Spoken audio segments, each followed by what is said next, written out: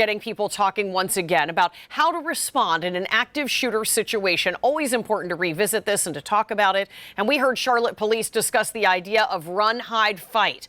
Well, today we're asking local authorities what they think. And Cody is here in studio with Lieutenant Ryan Flood from the Greenville County Sheriff's Office to talk more about this really important subject. Yeah, it is. It's pretty heartbreaking. Now we have to teach our kids before going to elementary school about the run, hide, and fight scenario. So let's talk a little bit about that, Lieutenant Flood. Run's pretty obvious. You run from the threat. But when we're talking about hiding, what do you tell a kid? I mean, sometimes as young as elementary school, when gunshots are going off, it's a very different scenario than just practicing it. Well, in terms of schools, it's very important for teachers to implement a plan, for the school district to implement these plans. And they do have a plan in place here in Greenville County.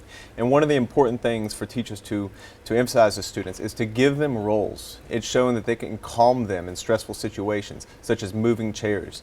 If you don't have the ability to run and you are hiding, use file cabinets, chairs, office desks, barricade that door.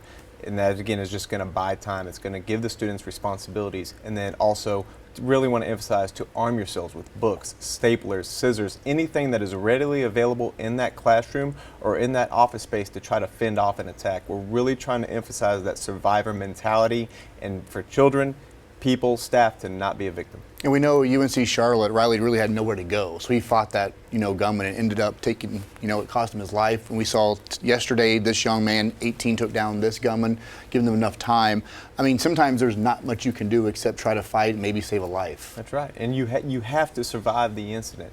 Unfortunately, it's happening more and more often these days, but there's things that you can do, small things that can A, buy time, and B, fend off the attack and perhaps save additional people from falling victim. I think, too, one thing you kind of have to do is have a game plan, because I think people know you guys are going to come. You're going to be there eventually, but we've seen both of these shootings. We've seen these in business shootings. I mean, there's still between a minute to 5 minutes that you're on your own. I mean, you guys can't be there. I mean, you're going to get there fast, but there's at least a little window where you're by yourself. That's right. And in that time where you are by yourself, it's important that these organizations, these schools implement these plans.